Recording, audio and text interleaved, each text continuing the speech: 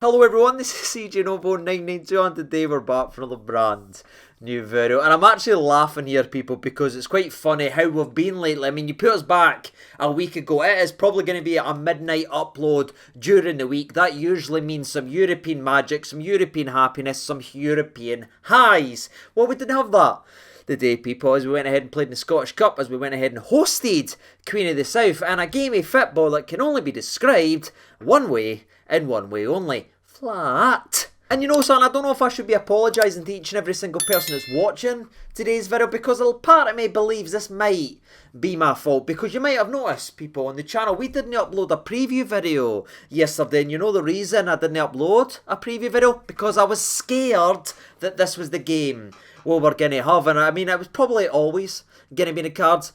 Early cup round versus low league opposition. No disrespect to the opposition. I thought they'd done themselves hell of a proud this afternoon with the digging in and getting stuck in, everything that. I think every single one of them will be very proud of how they played. But you know what I mean? Early cup round, low league opposition, and with the game that's coming on Saturday, there was always going to be rotation. It was always going to be a bit flat, and that's why I didn't sit here and do a preview video, because I felt like that's exactly what we're going to get. So apologies if it's my fault. Oh, and there is a but, people, because despite it not being a blockbuster with thrilling moments and so much to actually break down, there is still stuff to talk about. And hell, this was an early cup game that we had to get through to reach the next round if we want to go ahead and lift trophies. And there was just a couple of young players out there this afternoon that got to do what we've all dreamed about: wearing this crest on their chest, ran out there and played their part in what will be hopefully a very long and successful cup run, because there was people making their debuts out there. There was people coming on for the bench making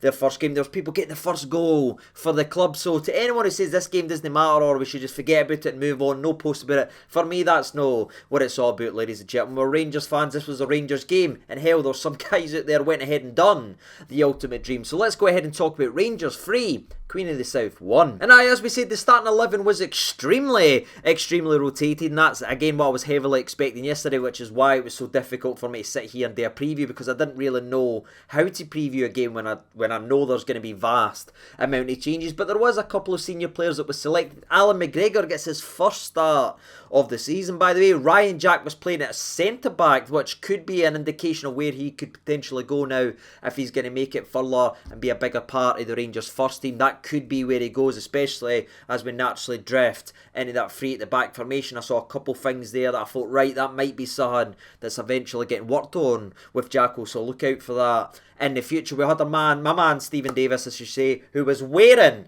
the captain's armband, and everyone knows that makes me very happy. And we had the saluting Scotty Arfield. And again, the rest of the team was as follows. You had Glenn Kamara, and then you had Fashion Sakala, who we'll talk about throughout today's video. We had Robbie Mccan getting some more game time, and of course our man Ridvan making only his second senior start for Rangers Football Club since his transfer, as he's settling in, bulking up, etc, etc. So there was a good wee mixture, maybe the older heads, couple of new signings, and of course the young guns, who again I was very excited to see and given an opportunity. Slightly again, I'm not being disrespectful, but slightly disappointed, sorry, that we didn't get to see Charlie Mccan start, maybe in that Glenn Kamara role, but Saucy done his thing, so I get it. And again, Charlie will have an important part in today's video, because I just think this lad is absolutely excellent. But let's transition into the game then, shall we? Because believe it or not, the first 10-15 minutes was actually a very fast start, and if you have watched that long treacherous second half, that would be a bit of a surprise to everyone. But again, the start of this game was electrifying. From that fast start, we actually got an opening where Scotty Arfield has a deflected effort after very good work by Robbie Mccan getting down that right hand side. I thought he was feasting, especially during the first 15-20 minutes of this game,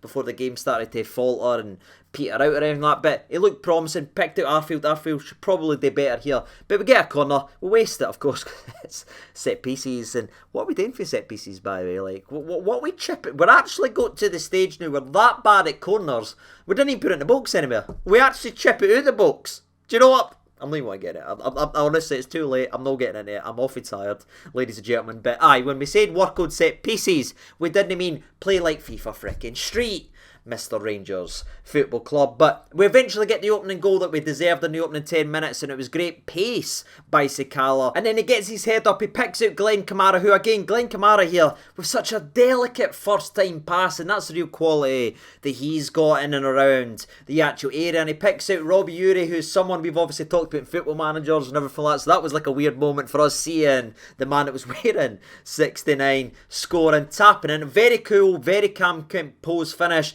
I was a lot better. Maybe these earlier missing the game where I thought he kind of snatched an opportunity was the best thing to happen to him, because he snatched the one, he got the bad miss or bad shot and everything out the white, and in this one here was just pure quality, and it sets us up for a perfect start, and you're thinking, right, unleash the freaking Kraken.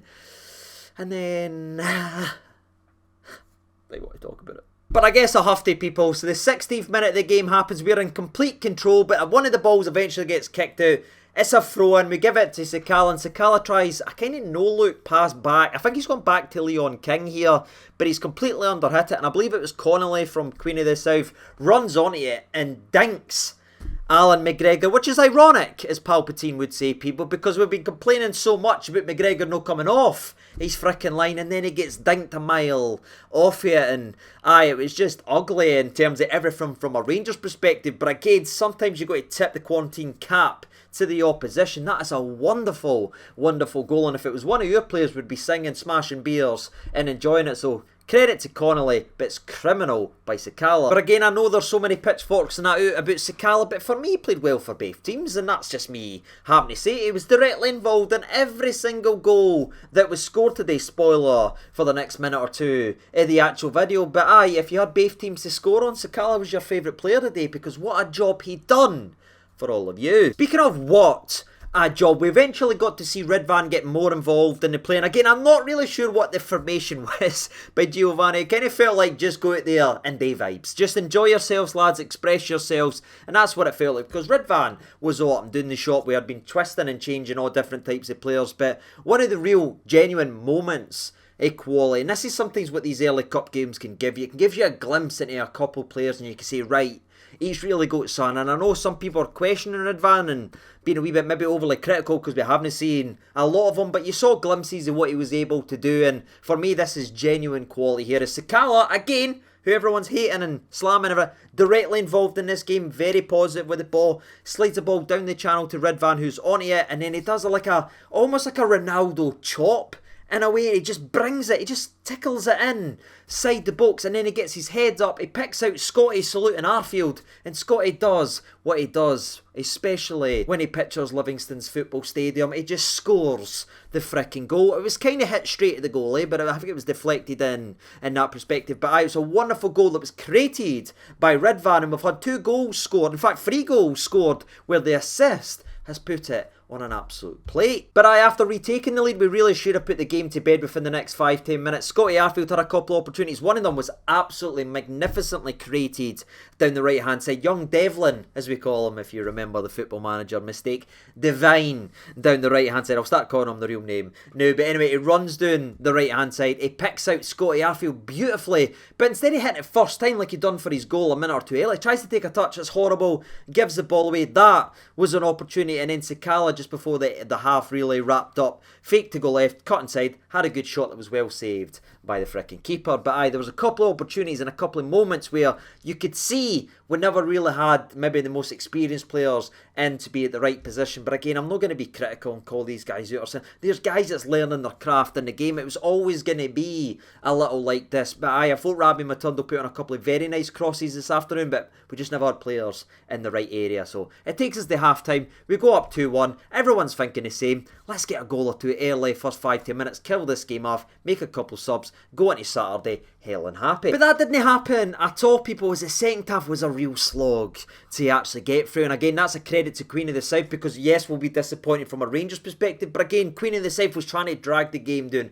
make it like that, because 2-1 to them 60-70 minutes into a game is a massive thumbs up and a congratulations to them to jump up to this level, to dance with us. Yes, it wasn't our first team or anything, but to have it in there, again, sometimes you've got to give credit to the opposition. I thought they'd done that pretty well. In fact, if it wasn't for young Devlin I need to stop calling him that. Young Devine down the right hand side and doing that wonderful kind of interception for a cross and getting up and over the bar. They could have maybe put even more pressure on Rangers, but yeah, they never really threatened anything. It was just about Rangers getting out their own way, bringing it up a level and seeing the game out. And thankfully Gio mercifully started to make a couple subs, and right away people like that, the subs drastically changed the game. And that's where I'm going to speak a minute or two about young Charlie Mccan. Everyone knows how I feel about him. Everyone knows how I feel about Stephen Davis and everything like that. I think this laddie's almost like a regen in a way, and I'm pretty damn sure if Stephen Davis and Charlie Mccan ever touched hand, they'd create a black hole in frickin' space, man, because honestly it's like looking in a mirror. And I'm pretty sure if Stephen Davis had a wish and he wished himself to be 15 years younger, he'd come out looking like Charlie Mccan. And I just thought this laddie, he's just got something, isn't he? And I want to see Miriam in the first team. I wanted to see him freaking start, because almost for the first time he touched the ball, chest it down, we switch out to play. Next time he touched the ball, drove forward, chest out. He done a delicious through ball, splitting the defence, splitting everybody. And young Devine gets down the right hand side, and he's very unlucky. It does break down from young Devine there. He doesn't do too well, I'd say, with the actual opportunity to put the ball in the mixer, but the chance it was created, the ball for Charlie Mccan, let's not forget about it, and let's not forget about the third goal in the game, because he's directly involved. In fact, both substitutes are his young Zach Lovelace, who we've talked a little bit here on the channel most recently in the last couple previews, who's someone that's scoring goals for fun, built like a brick shit house. He's got a future in the game, and I'm looking forward to actually seeing him grow and mature and obviously develop. And the both youngsters are directly a part